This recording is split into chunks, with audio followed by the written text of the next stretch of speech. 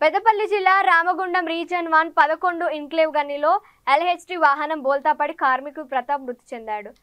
Night shift లో ప్రమాదం జరిగినట్లు తోటి కార్మికులు పేర్కొన్నారు. LHT వాహనంతో కూల్ కటింగ్ చేస్తున్న సమయంలో వాహనం బోల్తా పడడంతో ఇంజగిరి ప్రతాప్ కు తీవ్ర గాయాలై స్పాట్ లోనే మృతి చెందినట్లు తెలిపారు. రామగుండం రీజియన్ లో వరుస ప్రమాదాలు జరుగుతున్న యాజమాన్యం రక్షణ చర్యలు పాటించకపోవడం విచారకరమని కార్మిక సంఘాలు నాయకులు ఆవేదన వ్యక్తం చేశారు. కాలం చెల్లిన వాహనాలతో పని చేయించడంతో ప్రతాప్ మృతి చెందినట్లు వారు ఆగ్రహం వ్యక్తం చేశారు. సింగరేణి యాజమాన్యం రక్షణ చర్యలు విస్మరించి ప్రతాప్ మృతికి కారణమైన అధికారులను శిక్షించాలని, మృతుని కుటుంబాలకి న్యాయం చేయాలని నాయకులు డిమాండ్ చేశారు.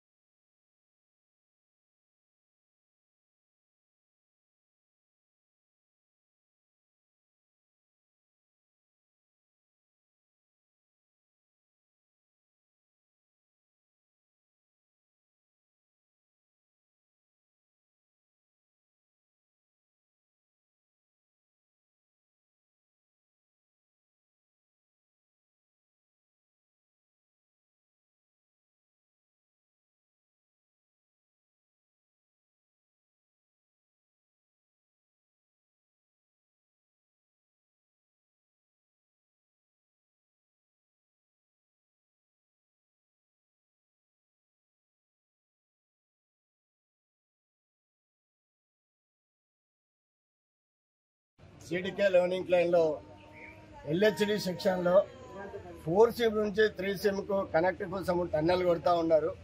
ఆ టన్నెల్ పనిలో 3 షిఫ్టులల్లా టన్నెల్ పని పెడుతూ ఎక్కడ టన్నెల్ కొట్టినా, ఎక్కడ ఏ మైండ్లో టన్నెల్ కొట్టినా కానీ అది ఫస్ట్ షిఫ్ట్లోనే కొడతారు. ఒక ఓవర్మెన్, ఒక సర్దారు, ఒక ఇన్ఛార్జి దాని పక్కా అక్కడ ఉండి ఆ టన్నెల్ నడిపినటువంటి పరిస్థితి.